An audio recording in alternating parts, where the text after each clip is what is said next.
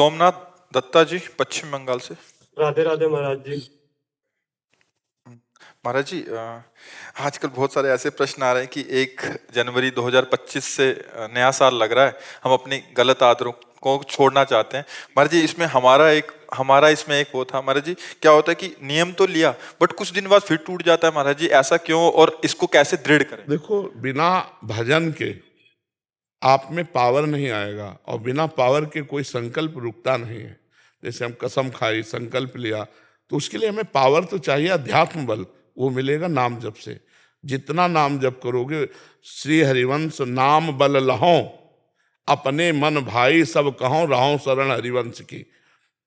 जब हम आचार्य और गुरु की शरण में होकर उनका नाम जप करते हैं तो हमारे अंदर बल बढ़ता है। आज से नहीं करूंगा तो नहीं करूंगा। अब बल नहीं, हमने कसम खाया और मन ललचा रहा है तो 2 दिन 4 दिन 10 दिन लड़ेंगे, इसके बाद फिर गिर जाएंगे। तो हमें लगता है अगला पैर यदि हम ठीक से जमा लें तो पिछला अपने आप उठ जाएगा, उसके लिए प्रयास नहीं करना पड़ेगा। तो हमें कसम खाने की जरूरत नहीं है, हमें नियम में आने की जरूरत है।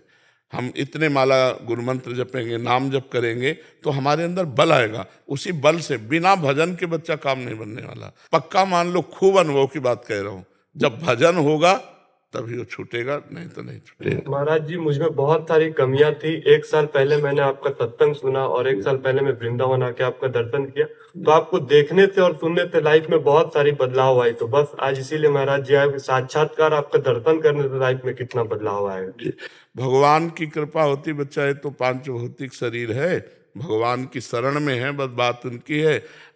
आप कृपा करते हैं और जन की बड़ाई करवाते हैं उनका खेल। हाँ बच्चा, जब हाँ ऐसा भाव अगर किया जाए तो जब हम पाषाण में भगवान देख लेते हैं, काष्ठ में भगवान देख लेते हैं, तो हम मनुष्य रूप में भगवान को क्यों नहीं देख सकते। और फिर भगवान स्वयं आदेश करते हैं, सातों सम महिमय जग देखा और मोते अधिक संत कर लेखा। मोते अधिक संत कर, मोरे मन प्रभु अस विश्वासा, राम ते अधिक राम कर दासा। महापुरुषों ने कहा हम अपने भाव लगा लें।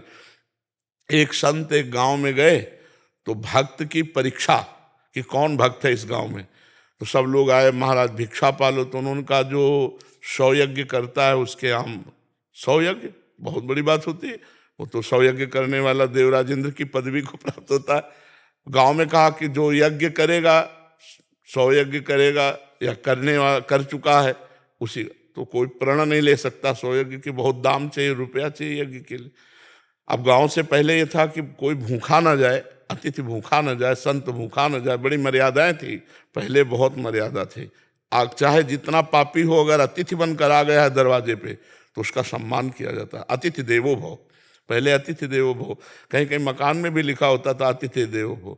तो वो संत बोले कि अगर कोई यज्ञ किए हो, तो एक नववधू थी, वो सत्संग जाया करती थी। उसने कहा हम महाराज को भोजन पवाएंगे। भोजन लेके गए तो महाराज ने देखा, बोले बच्चा तुम्हारी नई अवस्था है, अभी 100 यज्ञ कैसे कर लिए। बोले महाराज 100 तो बहुत कम होते हैं, अगर संत दरस को चालिए तज माया अभिमान, ज्यों ज्यों पग आगे बढ़े कोटिन यज्ञ वो पा लिए। क्योंकि सत्संगी थी। अगर हम संत दर्शन के लिए अभिमान छोड़कर जाते हैं कि आज हमें भगवान के भक्त के दर्शन होंगे, तो एक एक कदम पर करोड़ करोड़ यज्ञ का फल कहा गया है। संत दर्श को चालिए तज माया अभिमान, ज्यों ज्यों पग आगे बढ़े कोटिन यज्ञ समान। तो भगवान कृपालु हैं, वो इस सब पे कृपा कर रहे हैं। निमित्त अपने भक्त को बना देते हैं जिससे उसका यश होता है। भगवान छुपे छुपे सब वो ही कर रहे हैं, उन्हीं का प्रताप है।